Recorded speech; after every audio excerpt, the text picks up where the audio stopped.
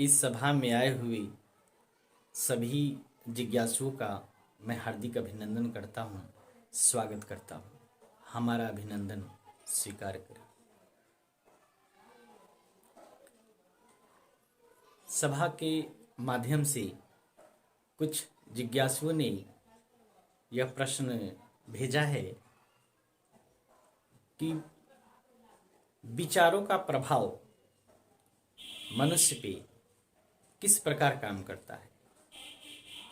अच्छा सवाल है। कहते हैं उठता है विचार तो उठता है आदमी, गिरता है विचार तो गिरता है आदमी। मनुष्य के जीवन में विचारों का बहुत ही गहरा प्रभाव पड़ता है। अगर उसके जीवन में श्रेष्ठ विचार का सानिध्य प्राप्त होता है तो उसका जीवन श्रेष्ठता की ओर अग्रसर होता है।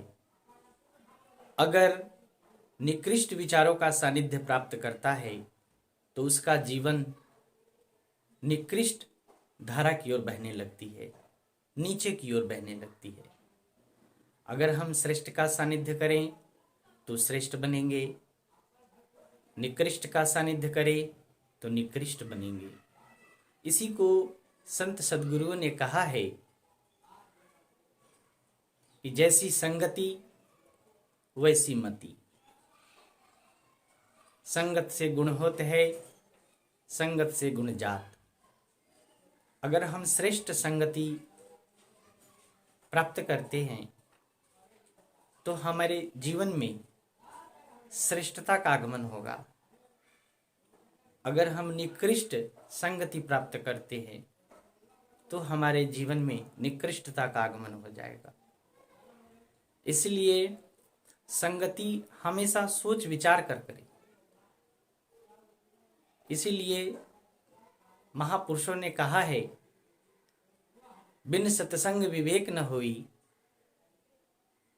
बिना सत्संग का विवेक उत्पन्न होना मुश्किल है। सत्संग का अर्थ ही होता है श्रेष्ठ विचारों का संग ही सत्संग है। एक बार की बात है, भगवान बुद्ध जंगल की ओर जा रहे थे कि रास्ते में एक बहुत ही कड़क ध्वनि उन्हें सुनाई पड़ी। किसी ने उनको रोका और कहा ठहर जाओ। बुद्ध ठहरे नहीं, चलते रहे, अपनी गति से आगे बढ़ते रहे। फिर आवाज आई ठहर जाओ, नहीं तो मैं तुम्हारी हत्या कर दूंगा। तो भगवान बुद्ध कहते हैं कि मैं तो ठहर चुका हूं, तुम कब ठहरोगे। तो व्यक्ति सोचा ये कैसी बात है। ये व्यक्ति चल रहा है और कह रहा है मैं ठहर हुआ हूं, मैं ठहर चुका हूं, जबकि मैं ठहरा हूं और ये कह रहा है तुम कब ठहरोगे। लगता है कोई पागल मालूम होता है। फिर अगली माल ने यह सवाल किया कि तुम्हारे बात का अर्थ क्या है, तुम कैसी बातें कर रहे हो। तुम चल रहे हो और कह रहे हो मैं ठहर चुका हूं, और मैं रुका हूं, तुम कह रहे हो तुम कब रुकोगे। तो बुद्ध कहते हैं कि मैं अंदर से ठहर चुका हूं, मैं अंदर से रुक चुका हूं। मेरा शरीर बाहर से चलता हुआ दिखाई पड़ता है, लेकिन मैं अंदर से ठहरा हुआ हूं। तुम्हारा शरीर बाहर से रुका हुआ दिख रहा है, स्थिर दिख रहा है, लेकिन अंदर से तुम दौड़ में लगे हो, भगदड़ मची है, दौड़ लगा रहे हो, स्थिरता नहीं है। इसीलिए मैं कहता हूं, मैं तो ठहर चुका हूं, तुम कब ठहरोगी।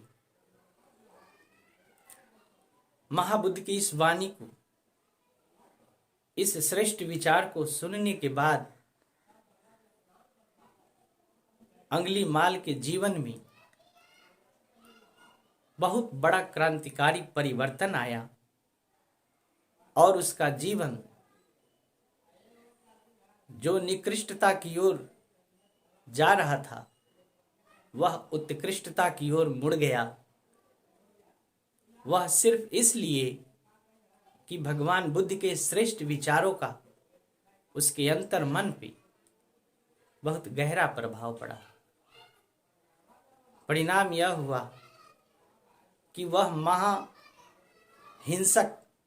महाघातक, खूंखार डाकू अंगुलीमाल संत बन गया, सज्जन बन गया और भगवान बुद्ध के ज्ञान का समस्त जीवन, पूरी जीवन शांति का, बुद्धत्व का, ज्ञान का संदेश दिया। ऐसा कैसे हो पाया? ऐसा श्रेष्ठ विचारों के प्रभाव से हो पाया। अगर भगवान बुद्ध का श्रेष्ठ विचार अंगुलीमाल के हृदय पटल पर नहीं पड़ता तो अंगुलीमाल डाकू,